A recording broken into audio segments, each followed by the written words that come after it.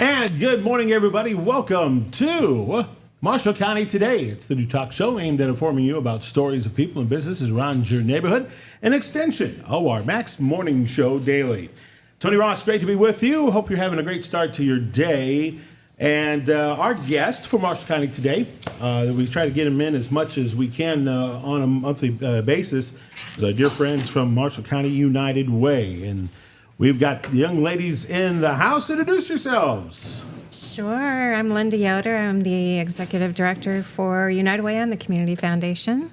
And I'm Michaela DePoy. I'm the new Impact and Communications Manager at the United Way and Community Foundation. Well, since we last talked, you've had a lot go on within the last month. I mean, to a point where I'm not even sure how much sleep you're getting, which is a great thing. I mean, don't get me wrong. It's better to be busy than not busy, but some really neat stuff happening. And I'm really excited to hear what's going on. Great. Yeah, there's a lot going on. We talked the last time about the housing surveys that were, or housing meetings that were going on, Housing Matters, and the point in time count. And, those conversations are continuing. We had 2 meetings in February where we talked about housing at all levels, affordable housing. Means something different to all of us, right? Right. So we know that there are those that are homeless and facing housing insecurities. We also know that there are first-time home buyers that are struggling to find suitable housing, affordable housing. We know that we've got employers that are wanting to attract talent into the area. That's an issue. So executives, we've got executives, companies that are looking for that type of housing as well. So those conversations are continuing. We are going to be releasing some surveys here soon that will ask people to help fill out. We want voices from across the county on this one. There's a lot of work and energy right now in looking at housing challenges all across the county. Multiple sectors of the community are coming together on that. We will be following up those surveys with stakeholder meetings in April. So good funding opportunities on the horizon. We want to be lined up to take advantage of those and plug in where it makes most sense. Right. Yeah. And remember, folks, this doesn't happen overnight. So we're doing all this work here, but it's a tedious duty. And I think that's one thing that sometimes we kind of get lost in. It's like, well, I hear you talking about this and talking about that, and well, why hasn't this happened and why hasn't this happened? Then, well, it's because it's a process, and everything you just talked about there is nothing but a process. Yeah, that's exactly right. One of the projects that we've been working on for over a year now is an integrated housing project. Again, it's one piece of the puzzle, right? It doesn't solve everything, but it certainly can make a difference for families that need some support. But it requires zoning changes and things like that. And we have to secure the property. I mean, all of that, to your point, takes time. And so we're pleased that we were put in the front of the line to get some funding for that project. But we've got a good team that continues to work on that. So there's things going on right now. But we're concentrating on those, but also planning for what's next. Yeah. I know the last time we talked, we were talking about that program where, there's money to help businesses provide daycare. Right. And stuff. How's that going? Yeah, so we are, again, doing employee and employer surveys right now. We've got a good core group of employers that have signed up and given us information that they're interested, and we are asking them, next step in the process is to survey their employees to find out how many are eligible for the funding and what kinds of needs they have. And it's been pretty enlightening so far. 90% of employers say that lack of childcare negatively impacts their ability to retain talent. There's an estimated, I think 1 out of every 5 employees have or need child care services. 66% of employees say that child care assistance will provide the support they needed to allow another member of their household to return to work. That's key. That was one of the primary goals of this. And then 25% of surveyed employees use family members as their main provider. 85% of employees say they would be interested in their employer providing financial assistance or benefits for child care services.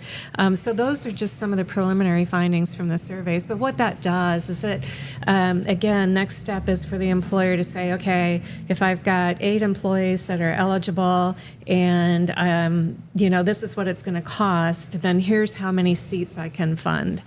So that's part of the process. Now, when you talk about that eligibility factor, Yeah. what are the guidelines Yeah. for this eligibility? Yes. So the direction we're heading with it is we are looking at, there's support already, assistance available for people that are where their household income is 150% of federal poverty guidelines, up to, right? So they qualify for low-income child care vouchers already, or On My Way Pre-K. This is targeted for those that are between 150 to 300% of federal poverty guidelines. What does that mean? None of us really know that off the top of our head, right? So for a family of 4, that would be an income between $46,800 and $93,600. So that family would qualify. It's based on the number of members of the household, and then and again their household income. That's the other thing about the employee survey. An employer may know what their employees' wages are, but they may not know the household income. Right. So we're protecting the anonymity of the employee, but still gathering that information so we can share that with the employer. Well, and I know that's a big guideline. Yeah, That's a big guideline for it this. is. And I'm glad to hear that it's between 45 and 93, because I heard that it had to be under 50,000, and that was the cutoff. No. And I'm glad to hear that it's not, Right. because that income, the family of with 1 child or 2 child, I don't care how many children, it's the income itself that they make from 45 to 93. That's us folks keeping our head above water right now. Right. I mean, struggling to keep our head above water. Yeah, and the other stat I thought was really eye-opening with the employees too is, affordable childcare is 7% of your household income. We're looking at, again, between 10 and 20% is what employees are currently paying for childcare in Marshall County. These stats are Marshall County stats. Yeah. They're real numbers. Yep. Yep. And so that's why I think this program is good in helping as much as we possibly can. Yeah, and we're hoping, we expect that there will be some businesses that will be ready as early as April, and we're ready. We want to be ready when they are, right? Great. They don't have to start then if they're not quite there yet, but the sooner we can start, the more money goes into the pockets of those that need it. And the other part about it is continued promotion of it. Yes. We got to continue letting industries and small businesses know, it's available. Yes. And how is it different? Well, I guess it's kind of a stupid question that I was going to ask. What's the difference between a small business going to utilize this program compared to, say, an industrial business? It's a big difference. I mean, but there's still, it's just a matter of income and what the company's making, or what the little small business is making.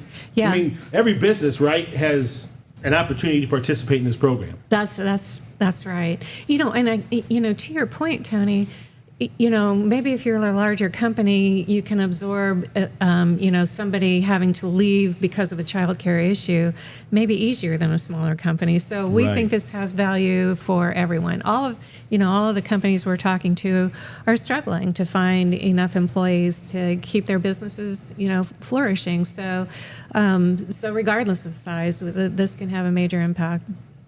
Well, and there's so many other demographical factors that go into this too. And for example, the Hispanic population, it continues to grow here in this town, and they may not understand exactly what this program is until we are able to, connect with them and help them understand, because when a lot of the Hispanic population here are families. They're that 2-3 child family that's coming in here, and if we offer that particular program to help out with daycare, I mean, come on. I mean, it will do nothing but enhance loyalty to the company. Absolutely, absolutely, and it'll mean a lot to our child care providers too. And I just, by the way, Yeah. I know that kind of sounded. I don't want it to sound racial. It's not. It's just I'm just picking a particular demographic. The same goes for everybody else. No matter what color they are. The fact of the matter is, it's families that are Hispanic families are more known to have more in a family when they're coming in to look for a job. So like I said, I didn't mean it to sound like I was, whatever, but it's just I just picked them out as a demographic that this is a program that can be very, very crucial to them. I keep thinking about our single parent households. Yeah, and there's too. another one. Yeah. Our single parent households, when we do look at the ALICE study, that number still strikes me is that 77% of our single parent households are ALICE households. Having a hard time making ends meet. Yep. Yeah. That's scary and sad, all wrapped up in one. And I also want to jump in too. It's not just businesses, nonprofits who may be smaller and only have a couple employees. This program would really help as well to keep employees at those other nonprofits. Nonprofits, huh? Yeah, they could qualify as well. That's a great idea. Yeah. I didn't even think about that part. We've had one of our fast food restaurants, they were interested as well. They were one of the first to sign up and talk to us about how they could participate in the program. Mm-hmm. Yeah, so in fact, they were one of the 10 companies that signed a letter of support on the application. Fantastic. Yeah. So how close are we getting that implemented? Yeah, we think we're pretty close. We're looking at, we'll have agreements that we'll sign with the child care providers, with the businesses. I mean, we really are working, targeting our efforts right now with employers. And again, a lot of work, like you said, to make sure that people know that this is available and what it means to them. We've got Brian on the phones following up with the emails that we've been sending out. You know him. He's a go-getter. He's going to get it done. Yeah, exactly right. Yeah. He will. So Now, so is it a matter of you guys calling these businesses and letting them know that this program is available and then get the ball rolling? yeah, Is that kind of like, I'm being very vague about that, but it's kind of how the process is. Yeah, it really does. We want the employers engaged. We feel like that is where it needs to start, is if they're willing to participate. Because the way this works is child care cost is shared by the employer, the employee, and then through this grant, so local investment, right? So the employer is really a critical piece of it. And that's Right. why we were able to secure the funding, is because it was employer-based child care funds. It was designed to roll out that way. So we're working with, tax accountants. We're working with attorneys right now to go through the agreements and make sure that we've got a solid plan for each of them, have that in place by April. But we've got a great model to follow. We've been watching the work, talking with our friends up north in Michigan. They have a statewide program that they've been using for a few years, so we're not inventing this from scratch. Mm-hmm. We have some good resources How has their available to success us. rate been, out of curiosity? It's been good. I mean, they started, I believe they started like we are in Indiana with some pilot programs, but we're soon able to take it to a statewide initiative. And, we're at an advantage because we can learn from what they, from their experience. For instance, one of the key factors with this could be the employer that is using payroll deduction for the employee's cost of child care. So that comes, the invoice comes from the child care provider, and 2/3 of the payment comes from the employer, their portion, and the employees, and then we add the third component from the grant. Those kinds of things, the logistics, have all been worked out. They've tried a few things up there, found out what worked and what didn't, and we're learning from that. Yeah. Well, like I said, it's a huge added value. I think for employers especially, Yeah. because that's, the surveys show that it has been a problem finding daycare for a worker employee to stay at that job. They got children and things happen to kids. They catch They a do. cold or they have an accident or, little things, man. And the fact that you got someone there that can take care of that, that's a peace of mind so you can do what you're supposed to be doing. It really is. One of the questions we get asked quite frequently is, can any child care provider participate? And they have to be licensed. That's one of the rules of the grant is they have to be licensed. But other than that, it can be a home-based program, faith-based program. The employee still gets to choose what works Right. best for their family. Maybe it's a center, maybe it's a school. All of those are good options. So we like the flexibility with that. We like that gives the parent choice still. Brian was going to be here, but, he already bailed. So, now he's here to say hi. He's trying to But sneak then in he and leaves. out. Yeah, he's going to do it. He's good. He's all right. What else is going on with you guys then? Oh my goodness. Yeah, so the Dolly Parton Imagination Library, this is something that we've had our eye on for a bit. In fact, we have donors on the Community Foundation side that said, hey, we're interested when you're ready to start. Let us know because we'd like to help with the cost of this. So the way the Dolly Parton Imagination Library works is this program provides through the mail books every month to children that are between infants through age 5. So every month they get a personalized package from Dolly Parton's Imagination Library with age-appropriate materials that are sent to their home. Nice. And we think that's a really cool program. Last year, the state legislators decided this could be a statewide funded program. So they're picking up 50% of the cost. Again, we work Great. with donors all the time that love that match idea, right? Yeah, no kidding. Yeah. So it'll be a real cool program that we'll be able to launch here shortly. Teresa Hammond, she's worked with us before on child care issues, but she's agreed to lead this project for us. The schools have already been in touch. They're interested in being program partners.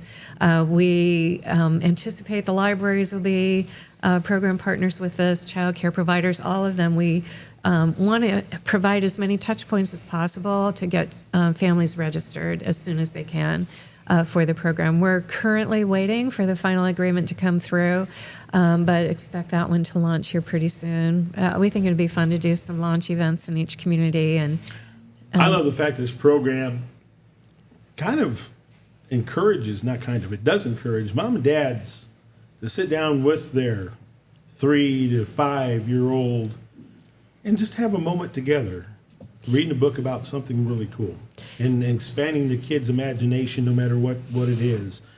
That's smart. That is smart. And I always thought Dolly Parton was smart to begin with. I love her. But, she gets it. And I love this program too. yeah, that connecting time, just taking that moment to take a breath. And I don't know that we really fully understand how that affects us as adults. Absolutely. Just that quiet time to center and refocus and just connect with your child. There's nothing like that. Yeah. Yeah. Those are precious minutes that, once you do it, it's just productive. It's just simply productive. And if you think back, I think about the books that really resonated with my kids when they were little. They still, I talk with my brothers and sisters every once in a while. We reminisce about those ones that were meaningful to us as kids. But we all have those memories, right? right. The ones that really made us laugh and giggle all the way through, and or had some sort of special meaning. Yep. I was a big Thomas the Train guy. I think I can. All right. Later in life, you learn you can't.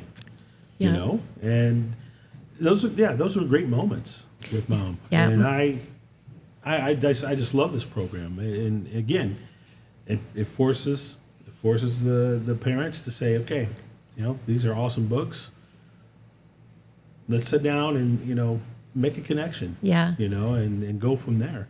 That, And then it spawns into life conversations as they grow up, you know. And I hope everybody understands that. I hope every parent understands the purpose of this and what it's to do. And then follow through on it. You know, don't just give your kid a book and expect them to understand it. You got to sit down and be with them and you know, talk about some things. Yeah. You know, and sometimes interject a little life. You know, remember when Johnny and you were arguing and how you handled it? You know, I'm saying. Right. I mean, there's so many opportunities to build a character in Oh. your child. So many opportunities to help them socially, you know, and just be what you want your child to be, you know. And I Yeah. think that's priceless. That's Yeah. what that is. You know, one of my, for my boys, one of their favorite books was The Monster at the end of this book. Yeah. Yeah, Sesame Street. Yeah. Yeah. That was one of their Those are favorites. cool. Yeah. It sparks the imagination. Yeah. Okay, and we all need that. You know, the child needs that.